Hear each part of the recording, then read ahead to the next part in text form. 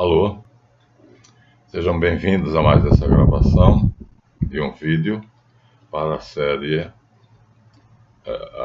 O Evangelho segundo a Maçonaria.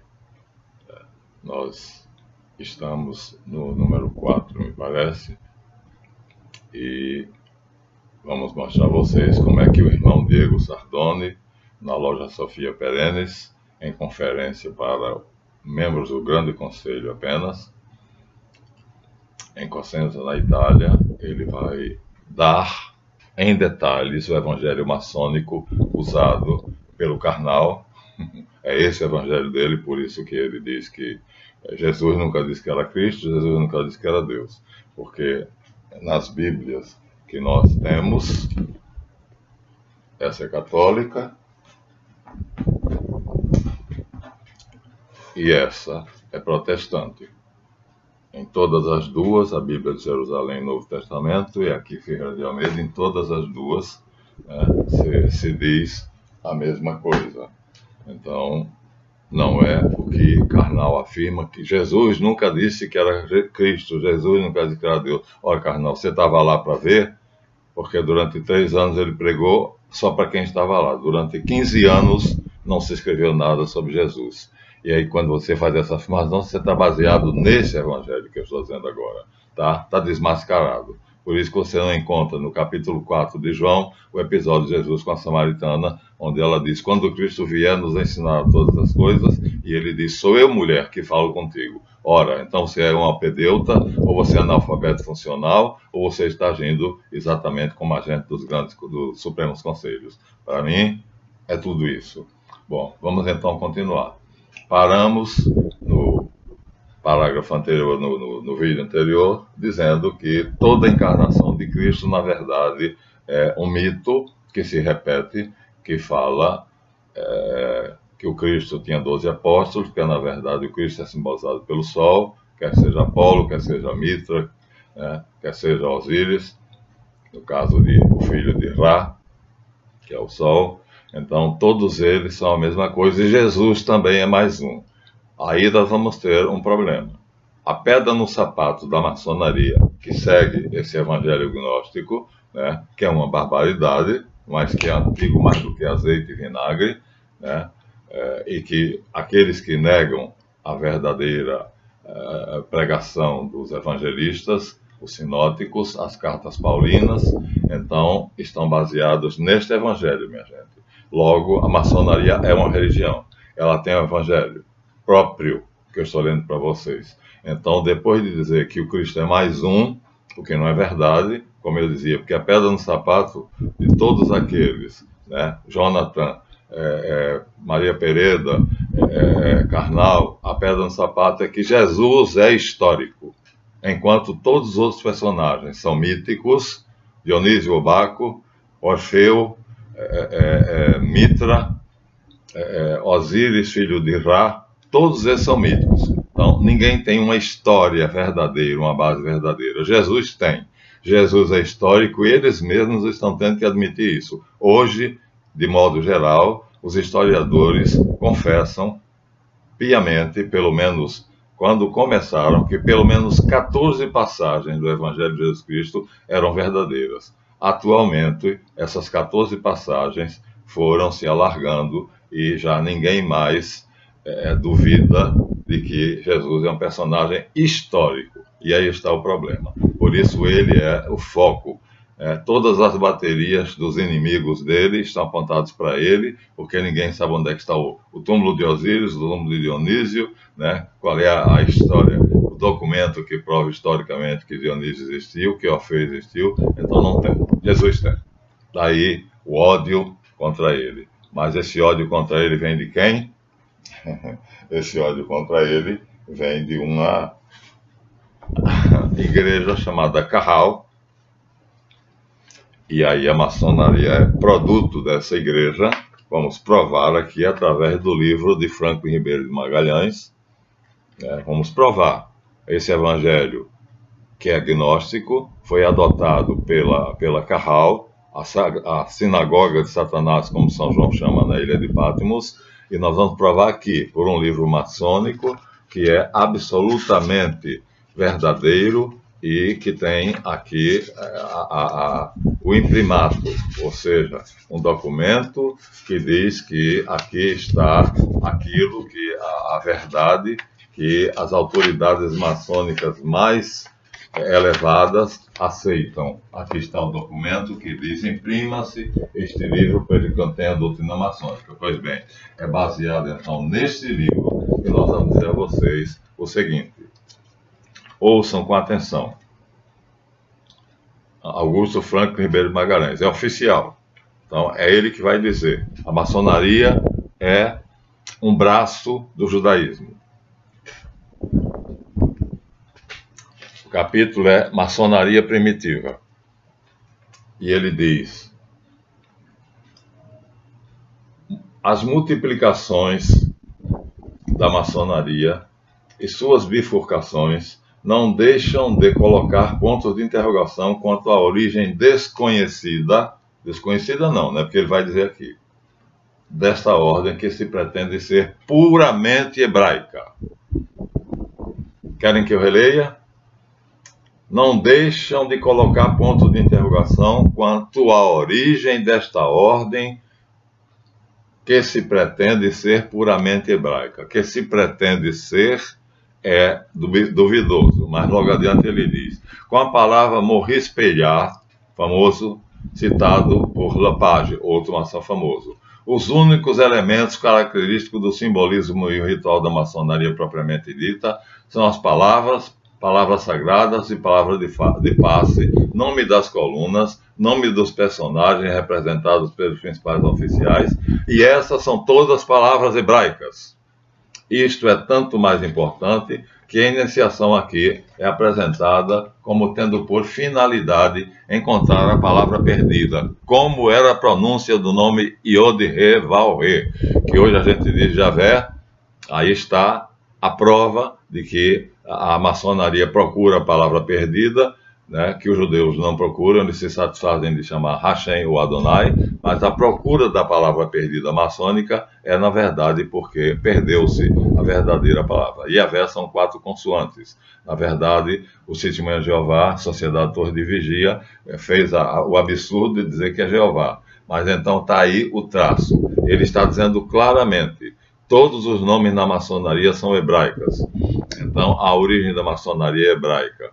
E aí a prova maior é que o escopo do maçom é achar a palavra perdida. E aqui a palavra perdida é qual é a pronúncia correta de Yod-He-Vav-He, que para a maioria dos eruditos, e a Igreja Católica aceitou, é Javé ou Yahvé. Só a Sociedade Torre de Vigia que chama Jeová. É uma invenção do século XVIII. Mas, então vamos ver. Eis a única indicação clara que nós temos relacionando a origem da iniciação maçônica, tal como nós a conhecemos. Então, a palavra perdida, qual é a pronúncia certa do nome que é indicado pelo tetragrama Yod-He-Vav-He, é a prova inconteste, porque os judeus não têm essa palavra, já que são 4 consoantes, mas quais as vogais que estariam dentro dela para saber-se qual é, né, a pronúncia correta. Esta é a prova em definitivo. E ele diz, então, eis a única indicação clara. Logo, ele aqui desmentiu Augusto Franklin Ribeiro de Magalhães, quando diz que as múltiplas bifurcações da maçonaria não deixam de colocar pontos de interrogações quanto à origem desconhecida da ordem que se pretende ser puramente hebraica. Que se pretende, não. Aqui, Lepage, são nomes de peso, e citado por Maurice Pellard, diz claramente, é hebraica. Então, a maçonaria é um braço da Kahal, da sinagoga de Satanás, portanto, do judaísmo. A maçonaria judaica. Que elementos vindos de fora, notadamente do pitagorismo, tenham sido agregados no curso do tempo, isso é provável, mas seguramente secundário. Se não na ordem artesanal, ao menos na ordem iniciática. Ou a maçonaria é uma imaginação, uma invenção humana, ou sua origem, sua transmissão espiritual é puramente hebraica. Querem que eu leia de novo? Querem que eu desenhe? Não, né? Pronto. Então está aqui dito, a maçonaria é criada pelos judeus que pegaram a gnose, que é o que nós colocamos aqui, para confundir os cristãos, né, no seu nascimento, na origem dos escritos, e colocaram esse evangelho, que é antigo, evangelho maçônico, que é o evangelho de todas as sociedades secretas, e que nega como carnal que Jesus Cristo disse que era Adonai. Então, vamos continuar então a leitura do Evangelho. Depois de provar claramente, vou ler aquilo várias vezes, porque vocês vão ver então a palavra perdida, o que é, por que é tão importante na maçonaria. Então vamos lá. O texto, vamos voltar ao texto do irmão Sardone e a sua pregação para os membros do Supremo Conselho. 200 pessoas num salão ouvindo isto. O ensino básico de toda a gnose antiga e moderna é esta natureza divina no homem, todo homem espiritual que se revestiu de carne, Jesus é um deles, para levantá-la, mas ao invés disso permaneceu preso aos seus sentimentos grosseiros e está agora como que adormecido e esquecido desta grande maravilha nele, a sua essência espiritual. Isso é verdadeiro. Mas todo homem está esquecido, mas um deles não. Nasceu com essa lembrança. Jesus já nasceu divino, já nasceu sabendo quem ele era, viu? Não vamos imaginar que ele foi descobrindo ao longo do tempo, e como diz a Rosa Cruz, né, no batismo é que ele descobriu, porque João ajudou-o. Ao batizá-lo, ele saiu das águas, e então uma voz no céu disse: esse é meu filho muito amado, em quem eu ponho minhas complacências. E o Espírito Santo, em forma corpórea de pomba, pairou sobre ele. Aí ele descobriu que era o Messias. Mentira! Isso é a invenção da Rosa Cruz, tornando essa passagem como sendo o momento em que Jesus descobriu que era um Messias. Ele nasceu sabendo, é o verbo feito carne. Tem consciência disso desde o princípio, mas ele vai agir como homem comum, porque esse é o plano de Deus. Então, a antiga gnose ensinava que o homem tem dentro de si a natureza divina, imortal, mas também depois de sua queda, o princípio do mal, que é constituído da sua natureza animal, o corpo físico considerado como uma prisão, termina sendo a sepultura da natureza divina, e nessa prisão ele é escravo do desejo considerado como ignorância ou o esquecimento que ele tem da sua origem, o que não acontece em Jesus. Então, toda a gnose aponta para isso. Não. Aqui nós temos a verdadeira gnose. Toda a gnose, diz ele ali, mentira. Aqui nós temos, na Bíblia protestante, de Ferreira de Almeida, a verdadeira gnose se encontra no Evangelho de João. No princípio era o verbo estava com Deus e o verbo era Deus. Então é o cristianismo em geral. Essa é a Bíblia representativa do movimento evangélico universal. Então, aqui mostra que o verbo se fez carne e habitou entre nós. Essa é a verdadeira gnose, quer dizer, o conhecimento sublime. Aí vamos para a Bíblia Católica? Vamos chegar mais uma vez à Bíblia de Jerusalém. Como a capa está meio estragadinha, então vocês não veem claramente. Mas aqui vocês vão ver a Bíblia de Jerusalém, católica. Vamos encontrar aqui a mesma coisa, né? No Evangelho de João, nós vamos encontrar a mesma verdade. Então, quer católicos, quer evangélicos, todos são unânimes. O cristianismo em uma única afirmação, que é a verdadeira gnose, que se encontra em João, mas não somente nele, diz que o verbo se fez carne, o Logos, a informação saída do Ein Sof, da memória eterna do verdadeiro Deus, que se revelou a Melquisedeque como El Elyon. Então, aqui está a verdadeira gnose, lá está a falsa. Então, aí ele diz, o ensinamento mais antigo de toda a gnose, toda não, da gnose mentirosa, falsa, usada pelos judeus da Carral para confundir os cristãos que não sabem da verdade. Aqui nós temos uma edição de um dos maiores gnósticos verdadeiros da igreja cristã, a carta aos Hebreus. Então, a verdadeira gnose está na carta aos Hebreus, aqui dissecada minuciosamente pelo padre Federico Dattler. A verdadeira gnose está no Evangelho de João, tal como é pregado pela Igreja Cristã, quer seja protestante, quer seja católica. Aqui estamos na católica, aqui vamos à protestante. Aqui está uma das fontes da verdadeira gnose, não a única. Então, além do Evangelho de São João, as cartas paulinas. Então, aqui nós vamos ver as cartas paulinas. Uma delas aqui é a Filemon, né? Então, as cartas paulinas são todas elas gnósticas, mas da verdadeira gnose. Então, aí está a pedra no sapato. Paulo de Tarso é histórico, e ele vai afirmar, né, nos Atos dos Apóstolos, pela boca de Lucas, pela pena de Lucas, que Jesus Cristo é Deus. E aí, nós temos então, em Paulo,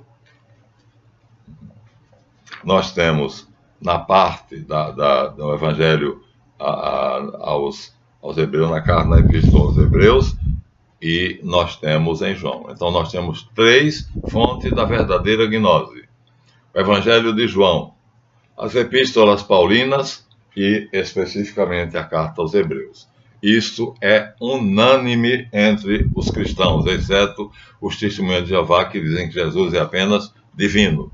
Então eles não são cristãos verdadeiramente, porque todos os cristãos sabem que Jesus é o Verbo encarnado. Então não é mais um homem que tinha em si a mistura do bem com o mal e esqueceu da sua origem divina e teve que recuperá-la, e a Rosa Cruz vem com essa besteirada, dizendo que ele só descobriu que era o Cristo no batismo de João. Ali foi o ponto. Quer dizer, durante 33 anos, a Bíblia fala de 29, com cerca de 29 anos, Jesus procurou João, não.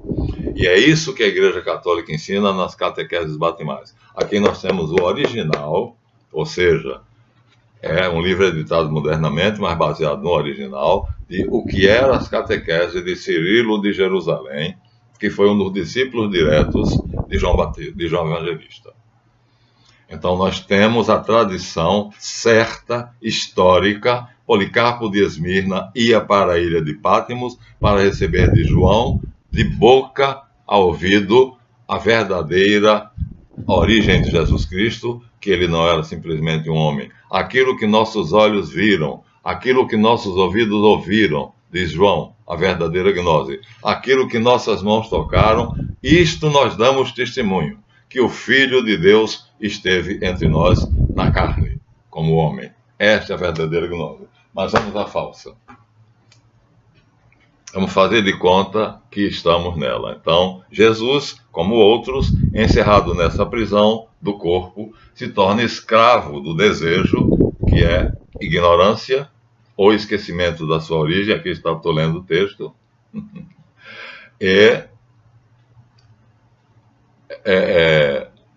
Vamos agora. A Igreja Católica quer limitar a um só ser, a uma só manifestação do Cristo cósmico, Jesus, a natureza divina. Não. Sardone, Karnal, Pereda, Jonathan, a Igreja Católica não quer limitar a um só ser, Jesus, a natureza divina. A Igreja Católica apenas segue aquilo que esses livros aqui dizem. E esses livros são todos eles, né, unânimes em afirmar. E o ensinamento começa longe, longe, longe. Cirilo de Jerusalém, então do 2º para o 3º século, catequeses pré-batismais, dizendo exatamente isso. Jesus é o Senhor, é Adonai, no lugar de Javé. Javé perde o lugar, perde o trono para Jesus. Jesus vem e toma o trono de Javé, porque ele é mais do que Javé. Ele é o criador de Javé. Essa é a verdadeira gnose, está aqui ensinada nas catequeses pré-batismais de Cirilo de Jerusalém, chamadas também catequeses mistagógicas. Então, Isso tudo é a verdadeira gnose. Vamos à falsa, que é professada pela maçonaria e espalhada pelos falsos eruditos. Então, vamos continuar.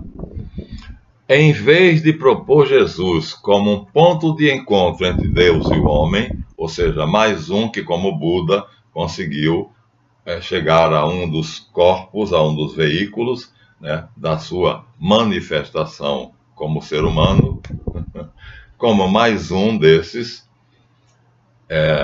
esquecendo aquilo que ele mesmo disse de si: eu sou Alfa e Ômega, significando assim que ele era igual a todos aqueles que já haviam encarnado ou encarnarão o Cristo cósmico. Ora, besteira maior não existe. Então a Igreja Católica, diz ele, comete o erro de considerar Jesus Cristo apenas a natureza divina, enquanto deveria, em vez de propor isso como sendo um apanágio de todo homem. Só Jesus é Deus. Só Jesus é o Cristo. É essa afirmação, é isso que nós acabamos de mostrar, que o Franklin Ribeiro de Magalhães aqui afirma, né? Por quê? Porque os judeus odeiam Jesus Cristo, e como a origem da maçonaria é hebraica, acabamos de ver, isso está provado nos nomes, Jaquim, Boaz, né? As palavras de passe, as palavras sagradas, as colunas. Eu não posso falar muito aqui porque prometi segredo, mas todos os nomes, né? Então, e principalmente a palavra perdida, ou seja, o maçom tem que achar a palavra perdida. E o que é a palavra perdida? A palavra perdida é o nome Yod-He-Vav-He, Yehová, Javé, Jeová, ou como quer que seja. Portanto, quando Jesus Cristo diz, eu sou o Alfa e Ômega, diz, aquele que existe antes do princípio do mundo e aquele que continua existindo depois da destruição do nosso universo material. É isso que ele quer dizer. Não é significando assim que todos aqueles que encarnaram ou encarnarão assumindo a posição de Cristo são iguais a ele. Esse é o grau 15 da maçonaria. Continuando. Isso, portanto, torna a maçonaria uma religião. E agora, Pai, ele diz, glorifica-me junto de ti com a glória que eu tinha junto de ti antes que o mundo viesse a existir. João 17, de 1 a 11. Ora, quando Jesus diz isso, ele fala da sua pré-existência terrena. Ora, se ele tinha consciência de que ele estava junto do Pai antes do mundo ser criado, então ele não esqueceu sua origem divina. Glorifica-me, Pai, junto de ti, com a glória que eu tinha antes que o mundo viesse a existir. Ah, mas aqui ele já está adulto, está com 33 anos. É João 17? Não, ele já nasceu porque aos 12 anos ele vai a Jerusalém e ele vai ensinar os doutores. Quando os doutores da lei começarem a fazer sabatina, segundo um evangelho gnóstico, perguntam a ele várias coisas e perguntam a ele o que significa a letra Aleph. Ele é uma criança de 12 anos e saberia, claro, na sinagoga ensinavam o alfabeto hebraico, que é o alfabeto misterioso. Aleph significa algo, o boi. Então vem alfa, vem do acádico alpo, que quer dizer boi. E ele diz, digam-me o que é tal, e eu te direi o que é Aleph. Ninguém sabia o que era tal. A última letra do alfabeto hebraico, que em grego é ômega, que em português é Z, no alfabeto hebraico a última letra chamava-se tal. É um T, é a cruz. Portanto, ele disse, digam-me o que é tal, a cruz, e eu te direi o que é alfa, o touro, o homem animal. Aquilo que ele está dizendo aqui, que somos todos, e que Jesus também era, cheio de ignorância. Ninguém sabia o que era a letra tal. Nenhum sábio, por mais sábio que fosse, não sabia. E ele aí propõe isso. Se vocês me disserem o que é tal, está no Evangelho Gnóstico, viu? Quer dizer, alguns gnósticos, então, não tinham a intenção de desvestir Jesus da sua natureza divina. Então, vamos continuar? É brincadeira, né? E em João 14, João 1 a 14, o verbo fez carne e habitou entre nós, e vimos a sua glória como o unigênito do Pai. Unigênito, minha gente, é o único gerado, cheio de graça e de verdade. Eu digo de bondade, porque bom é Deus, disse Jesus Cristo. Então, ele diz, está criticando aqui porque a Igreja Católica ensina isso, e não devia. Isso aqui tudo foi deturpado depois, a verdadeira gnose, que somos nós, Paulo, João e o autor da Epístola aos Hebreus, vão deturpar isso. Por isso, Karnal vai dizer no vídeo quem é Jesus Cristo, o que é cristianismo. Ele vai dizer que Hermann Paul ou qualquer outro diz que, na verdade, nós cristãos devíamos nos chamar paulinos, porque o que nós professamos, olha que injúria ele nos diz, hein? Karnal, você é um grande mentiroso e é sagaz feito uma serpente. Na verdade, segundo esse autor, ele só cita esse autor, tudo que hoje se conhece como cristianismo é doutrina de Paulo. Mentira! Mentira! Nós tivemos... Jesus teve 12 apóstolos e teve 120 discípulos diretos, dos quais 72 ele mandou de cidade em cidade para pregar que ele é a manifestação de Deus e fazer milagres em seu nome. Então vejam vocês o que é que o Evangelho Maçônico está criticando, porque era ensinado por, entre outros, Cirilo de Jerusalém, na chamada catequeses batismais, também conhecido como catequeses mistagógicas, porque ensinava o que o Evangelho de João, dissecava o Evangelho de João, a gnose de Paulo, verdadeira, e a gnose do maior de todos, eu acredito, que é a Epístola aos Hebreus, né? Está em todas as Bíblias cristãs. Então, o Espírito da verdade frutífera fecunda o germe divino latente que se torna em rebento. Ou seja, o feto. E aí, em determinado momento, ele torna-se luz. É então que o sol da alma, ou o Cristo em nós, isso é verdade, né? Mistério escondido em Deus antes dos séculos, o Cristo em vós, esperança da glória, diz Paulo. Então ele está em todos nós, adormecido, na ignorância, como ele disse ali. Mas em Jesus não, consciente.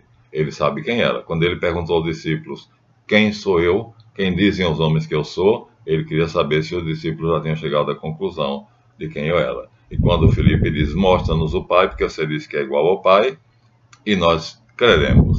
E ele diz, há tanto tempo estou contigo, Filipe, tu me perguntas quem é o Pai. Aí ele diz, o que acontece com todo homem é que o Espírito da verdade, portanto, ele é pleno de Espírito e de verdade. Nós acabamos de ver que João diz que isso é unicamente atributo de Jesus.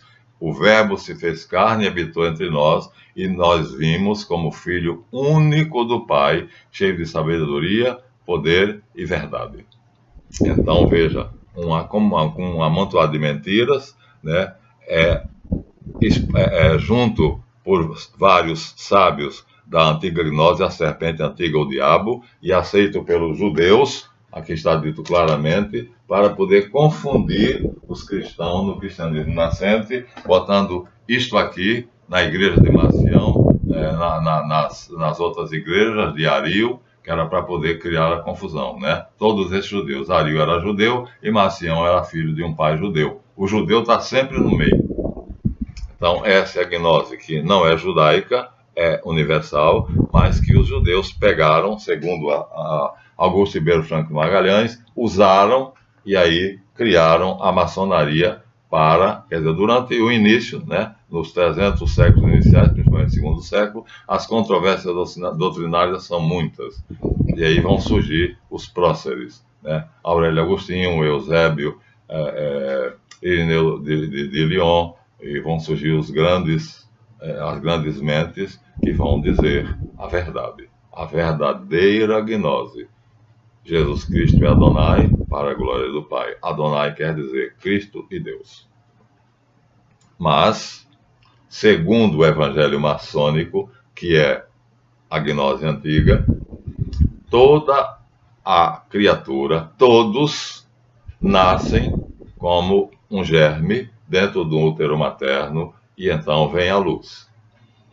É aí que a alma do Cristo em nós, o Salvador nascido na caverna do coração, no auge do inverno frio e da noite escura do Espírito, nasceu rei em um estábulo, que é o nosso sarcoma miserável, apenas uma metáfora. Dizer que Jesus nasceu rei em um estábulo é apenas dizer que ele nasceu na lama, né, do útero materno, né, no líquido amniótico, é portanto uma metáfora para poder se referir ao nosso sarcoma miserável, nascido entre asnos, bois e burros, como o Karnal e outros, confiando nas nossas faculdades sensoriais, mas sem saber quem é de fato. Ele vai adiante. É vigiado pela mãe, que é nossa alma virgem refeita. Então Maria aqui é desconstruída e automaticamente se torna a metáfora, portanto, a criação da nossa alma virgem refeita. Por isso que ela é virgem. Não existe, é uma invenção. Tá? É uma coisa assim de dar um nó nas tripas. É de uma indignação fantástica. É isso que é ensinado nas lojas maçônicas do Supremo Conselho. É isso que foi feito pelos gnósticos, essa sopa, esse caldeirão de bruxas foi feito e os judeus aproveitaram para confundir os cristãos, como eu já disse. Então, ela e seu pai adotivo, que é a nossa individualidade, já reduziu Maria à nossa alma quando nasce, virgem, tábula rasa. E agora, o seu pai adotivo passa a ser a nossa individualidade, a nossa consciência de que nós somos. Eu sou Marlanf, você é José, aquele é Francisco. Ou seja, tudo não passa de um mito. Mentira! Jesus é histórico, Maria é histórica, José é histórico. Então, esse é o problema. Veja como ele está deturpando tudo para que os cristãos fiquem confusos, né? É isto que a maçonaria prega. Vamos terminar o parágrafo. E antes que essa criança divina, nascida em nós, então nós todos somos divinos? Não. Nós somos criaturas. Jesus é o único que é divino. Único. Unigênito do Pai. Nascido do Pai entre todos os séculos. Unigênito e primogênito. Nós somos criaturas. Então somos transformados pelo batismo, pela fé em Jesus, em filhos adotivos. Ou seja, o seu primogênito e o seu unigênito quis ter, como diz o autor da Epístola aos Hebreus, uma multidão de irmãos que adorassem o Pai. E por isso nós viemos à história. É um desejo de Jesus, na sua existência pré-terrestre, que não seja ele apenas quem adora o Pai, mas uma multidão de irmãos. E com esse desejo dele, o Pai o satisfaz. Então criam Javé, e Javé cria do barro os homens, nós. Nós somos criados do barro. Jesus sai diretamente do Ein Sof Aor, ou seja, da substância incriada, absoluta, onisciente, onipresente. Então, a única criatura do Deus Altíssimo é o Elion, do Ein Sof Aor, é Reshit, para os judeus, os rabinos daquela época, antes de Jesus Cristo, que nós identificamos perfeitamente com Jesus, porque Jesus fala da sua pré-existência terrestre. Pai, olha, quem ousaria dizer isso? Eu quero que onde eu estiver estejam aqueles que tu me deste, para que vejam a glória que tu me deste, o amor com que tu me amaste antes da criação do mundo. É mais claro a pré-existência dele? Não, não é. Aí ele diz claramente que ele tem consciência total da pré-existência dele. E quando ele pergunta aos... mas ele tinha 30 anos. Tá, mas quando ele pergunta aos sábios no Templo de Jerusalém, com 12 anos, na Bar Mitzvah dele, né? Bar Mitzvah significava o momento em que ele era declarado responsável perante a lei e tinha que cumprir a lei de Moisés. A partir dali, é uma festa que até hoje os judeus fazem, a Bar Mitzvah. Com as mulheres uma coisa, com os homens outra coisa. E aí, antes que essa criança divina, nascida em nós, por nosso esforço operativo, vai se referir, portanto, à maçonaria, está aqui o esforço operativo, um aprendiz com uma pedra bruta, um cinzel e um martelo na mão, e através desse esforço operativo simbólico, ele está se conhecendo, deixando de ser pedra bruta, ignorante, para se tornar pedra lavrada, pedra polida, e depois pedra cúbica, que é a consciência do estado de Cristo. Isso eu vivi na maçonaria. Eu sou maçom grau 33, mas isso que eu fiz não é o que Jesus fez. Jesus nasceu consciente da sua natureza divina, nasceu sabendo disso. E quando ele pergunta, veja, são os gnósticos verdadeiros, misturados com os gnósticos falsos. Quando perguntam a ele o que é alfa, que é o corpo humano meu, ignorante, chama o boi, né? O Aleph, na verdade, era assim, ó. Era o símbolo de um touro com chifres e orelhas. E virou, na verdade, no fenício ele fica assim, né? E depois, finalmente, ele levanta e no alfabeto latino ele fica assim. Então, a CCPL, até pouco tempo atrás, quando tinha leite em saco, trazia essa figura, que era um boizinho, uma vaquinha. Então, se você for procurar no alfabeto fenício, você vai ver que essa vaquinha está deitada. É o A em fenício. E depois, os latinos, então, levantam ela e fica o nosso A. Os chifres, então, ficam para baixo e passa a ser a nossa letra A. A de alpo, não é de abelhinha, viu, professorinha primária? Mas, continuando, agora ele está dizendo toda a metáfora que cerca o nascimento de Jesus. Criança divina, como nós, nascida por um esforço operativo, de uma alma virgem, que é chamada de Maria pelos ignorantes, e de seu pai adotivo, que é a nossa consciência do eu. Então, ajoelham-se em adoração os pastores, isto é, nosso sentimento simples e bom. Tudo metafórico. Então, o evangelho histórico é reduzido a uma metáfora, por isso o trabalho do Jonathan é provar que o Jesus histórico não existiu, e não está conseguindo. Cada passo que ele dá é o contrário. Ele prova que o Jesus histórico existe. E agora o que é que Karnal vai fazer, dando um curso sobre Jesus? Tentar provar que ele não existiu historicamente. Porque ele é o único que tem uma história. É o único que nasceu, viveu, padeceu e morreu. Todos os outros são mitos. Jesus não é um mito. Essa é a pedra no sapato da maçonaria, do judaísmo e daqueles ateus, né, que eu estou falando aqui, Maria Pereda, Jonathan Matias, Karnal e tutti quanti. Então, transformar isso em metáfora, em alegoria, é a mais pura infâmia que se pode fazer. Mas isso é ensinamento dessas escolas.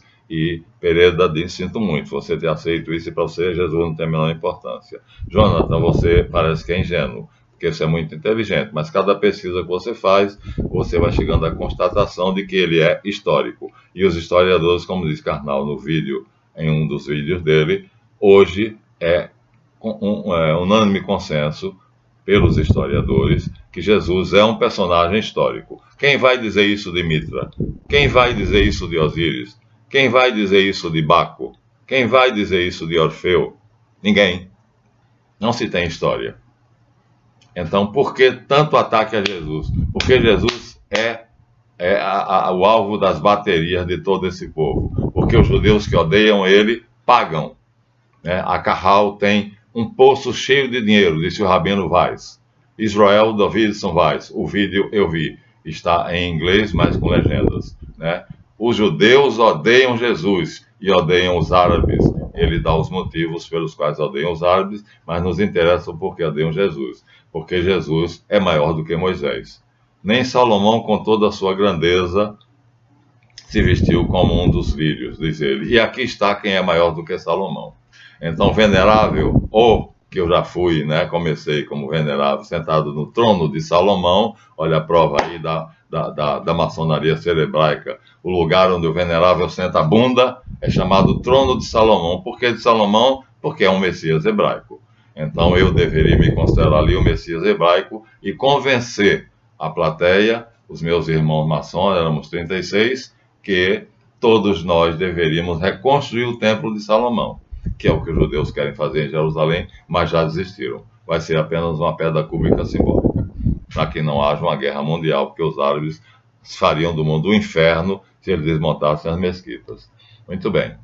E aí os pastores, então Maria é reduzida à nossa alma virgem, quando nascemos como feto, né? A manjedoura,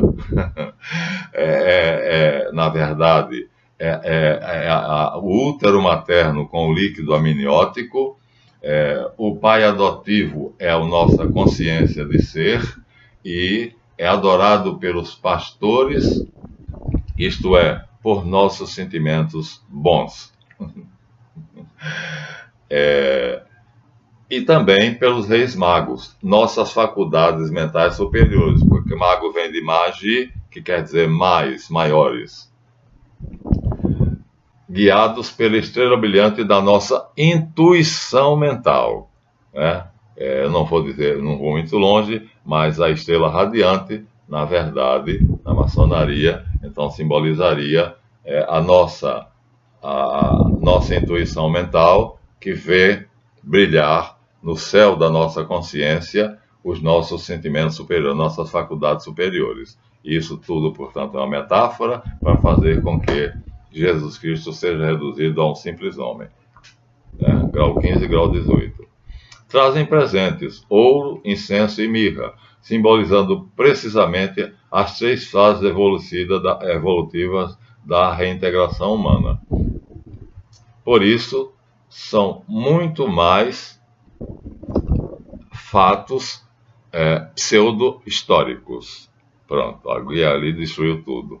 Então, tudo é fato pseudo-histórico. Mas, irmão Sardone, maçons do Supremo Conselho, me desculpem, Jesus não é um personagem pseudo-histórico. Estamos cada vez mais, a cada dia, sabendo que ele é um personagem histórico. Então, mas que então, na realidade histórica, seja mais ou menos o caso narrado pelos evangelhos, pouco nos importa. Então o evangelho para eles vale merda. Esse livro que nós consideramos preciosos, nossa Bíblia, nosso evangelho, ele não diz com essa palavra, desculpem, eu não arrobo de indignação disse isso, mas ele diz não vale nada. Aquilo ali é tudo alegoria, que a ignorância humana considera como sendo verdade. Olha que ignomínia, que injúria. É isso que o Karnal vai ensinar no curso dele, Jesus para crentes e não crentes. O importante para nós é capturar a mensagem de Jesus, que é isto. Essa gnose, a falsa gnose. Tudo é metáfora. Tudo é metáfora. Jesus só descobre que é Cristo, ou seja, que é o mensageiro divino no batismo. A manjedoura é o símbolo do útero materno. Maria é o símbolo da alma simples e virgem, que nasce sem nenhum conhecimento. José é o símbolo do nosso sentimento de individualidade. Os pastores, os bons sentimentos. Os reis magos, as faculdades mais elevadas. Uma inteligência, uma vontade, uma memória, já que já chegaram à pedra cúbica. Então, o importante para nós é capturar a mensagem. Daí eles estão dividindo o Jesus histórico do Jesus da fé. O Jesus da fé é a gnose. E o Jesus histórico não nos interessa. Era um pobre diabo galileu que vagabundeava pela Palestina, pregando, cumpria os mandamentos, e então os gnósticos se enfiaram entre esses ignorantes e colocaram isso aqui. Não é verdade, porque o apóstolo João, apesar de ser pecador, pecador sou eu, nós temos certeza disso, ligações com Apolônio de Tiana, que pertencia à escola de Alexandria, que discutiam as verdades dos livros de Hermes. O corpus hermético era o principal, que fala do Logos. Então, é através da sua vida, morte e ressurreição que quer transmitir para nos ajudar a separar o estado de crisálida, e nós, ao invés de aceitarmos isso, nos anestesiamos com os mitos que ele transformou em realidades históricas, ou seja, nascendo realmente, existindo realmente, mas tudo o que ele fez, alegoria, né? Então, é aqui a mentira. Aqui está a mentira. Então, na verdade, a maçonaria é uma religião, portanto, os templos maçônicos, na verdade, são templos porque pregam a religião. Esse é o primeiro, o mais antigo, né? No início não tinham coragem de dizer, hoje eles dizem abertamente que a maçonaria as casas onde os maçons se reúnem, na verdade, são templos, como as catedrais góticas são. Então, a maçonaria é uma religião, tem o seu evangelho gnóstico, né? E os seus templos suntuosos, na verdade, são mesmo templos, né? São lugares onde se cultua um Deus e cada venerável mestre, então, é um sacerdote. É um sacerdote dessa verdade que o Supremo Conselho esconde dos maçons comuns, dos maçons bobinhos, do terceiro círculo maçônico, que não sabe que é isto. E aí muitos vão para a Igreja Católica, como alguns que eu conheço, são católicos, mas é esse o evangelho do Supremo Conselho. Então paramos por aqui, 46 minutos, mostrando então que os templos maçônicos têm um motivo para ser chamado templo. Eu sempre questionei isso dentro da maçonaria, dentro da grande loja. Por que os maçons se reúnem em um templo se a maçonaria não é uma religião? Então, ou isto é uma oficina, um ateliê, que era assim que as guildas e artífices se chamavam, as guildas e os sindicatos e construtores, ou é isso, um templo? Aqui é uma igreja templária. Então, os templários eram católicos, portanto, tinham templos. Mas os maçons dizem que não são. E aí a construção seria isso aqui. Mas isso aqui, em francês, a Federação de Lojas Soberana, que não aceita isso, então chama de ateliê.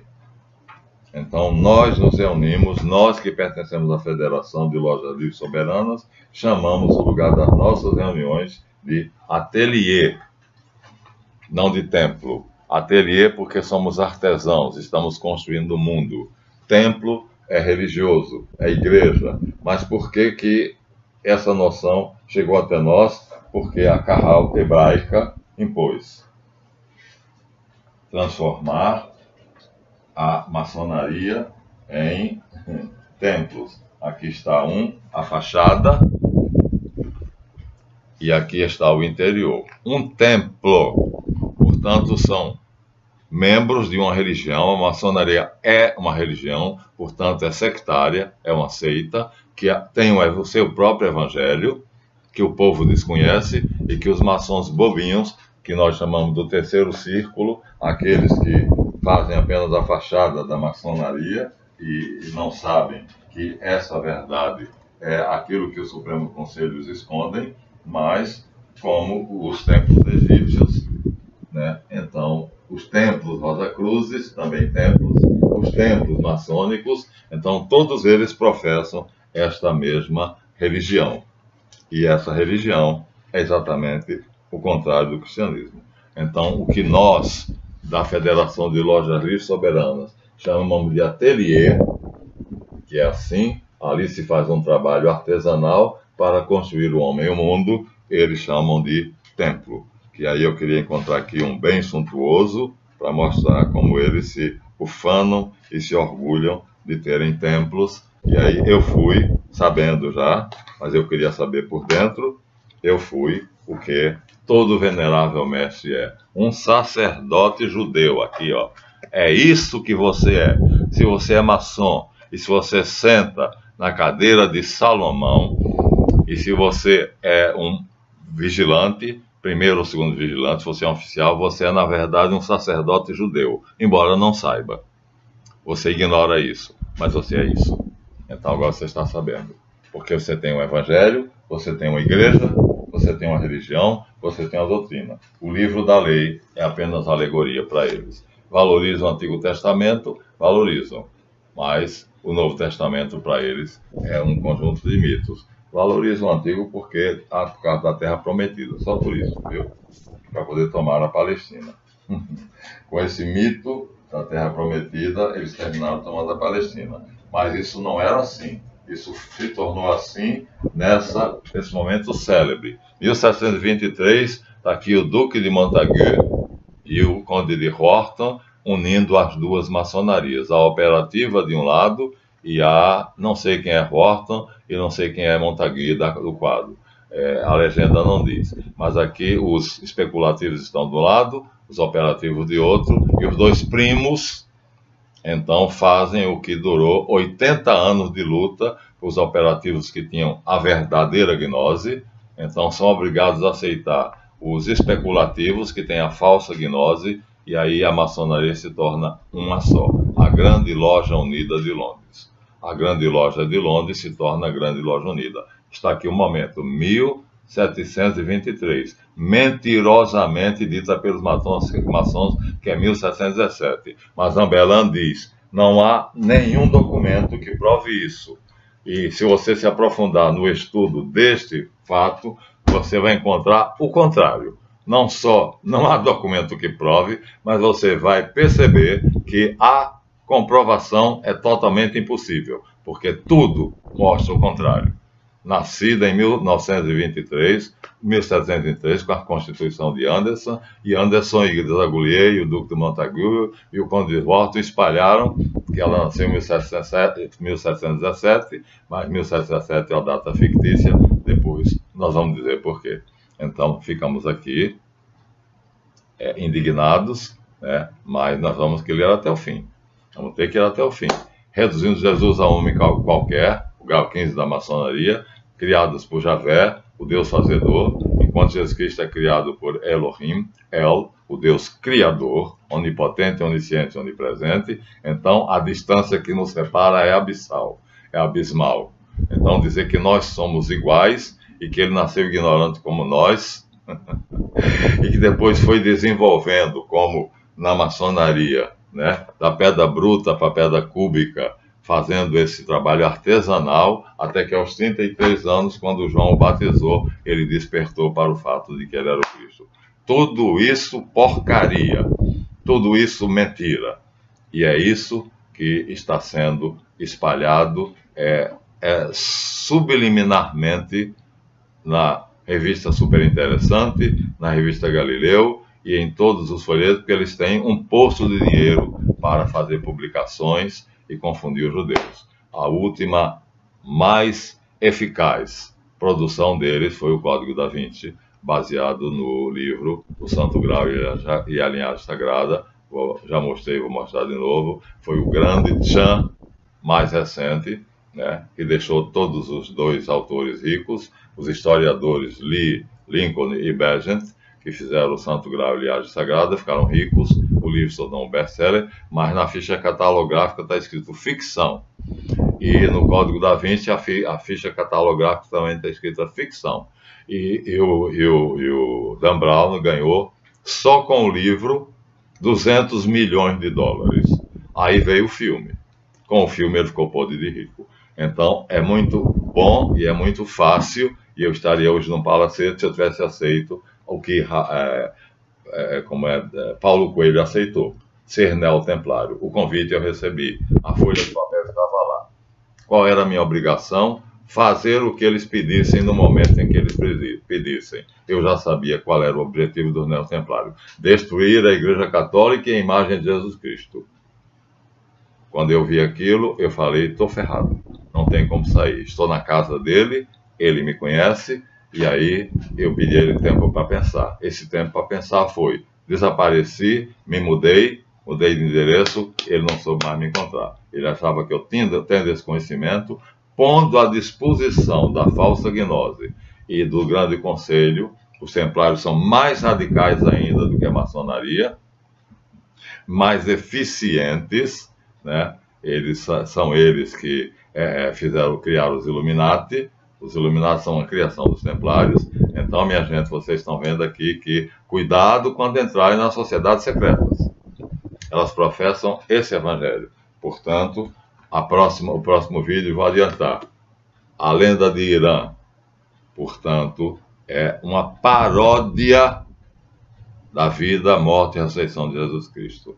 Vai ficar para o próximo vídeo, tá? Tá aqui. Irã é, portanto, uma paródia, um personagem, um drama que, na verdade, é uma mentira, porque Irã não é aquilo que é dito pela maçonaria, nunca na Bíblia não existe em nenhum documento, enquanto que Jesus Cristo está em documentos. Então, vamos ficando por aqui, mostrando então que as catequeses mistagógicas de Cirilo de Jerusalém e de todos os padres do século II até o século IV diziam a verdade. Jesus Cristo é Adonai para a glória do Pai. Adonai quer dizer Cristo e Deus.